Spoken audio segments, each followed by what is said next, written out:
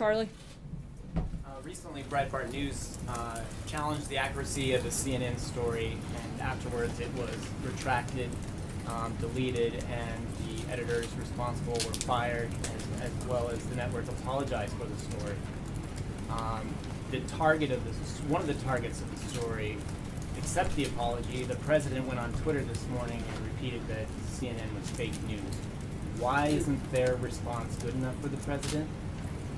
I don't know that it's that the response isn't good enough for the president. I think it's the constant barrage of fake news directed at this president probably that has garnered a lot of his frustration. You point to that report. There are multiple other instances where that outlet that you referenced has been repeatedly wrong and had to point that out or be corrected. There's a video circulating now, whether it's accurate or not. I don't know, but I would encourage everybody in this room and frankly everybody across the country to take a look at it. I think if it is accurate, I think it's a disgrace to all of media, to all of journalism. I think that we have gone to a place where if the media can't be trusted to report the news, then that's a dangerous place for America.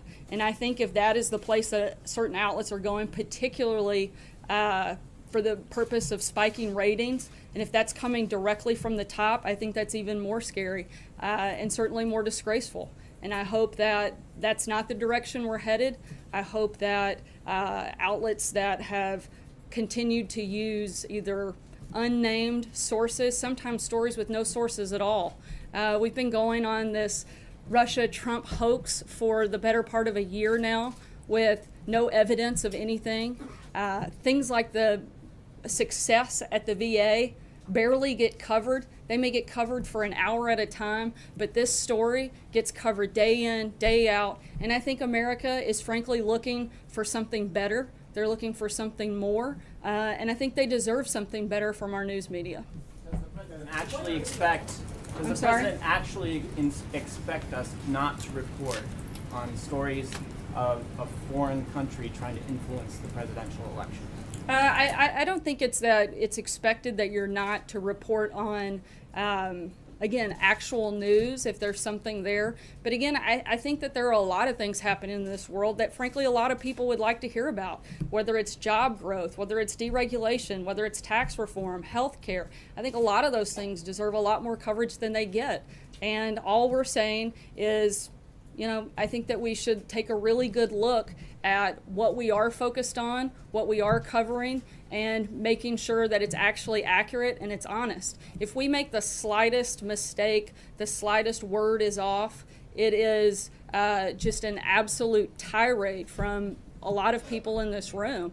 But news outlets get to go on day after day and cite unnamed sources, use stories without sources, have, you mentioned the Scaramucci story where they had to have reporters resign. Come on, you're inflaming everybody right here, right now with those words. This administration has done that as well. Why in the name of heavens? Any one of us, right, are replaceable, and any one of us, if we don't get it right, the audience has the opportunity to turn the channel or not read us. You have been elected to serve for 4 years at least. There's no option other than that. We're here to ask you questions. Right. You're here to provide the answers. And what you just did is inflammatory to people all over the country who look at it and say, see, once again, the president is right and everybody else out here is fake media. And everybody in this room is only trying to do their job.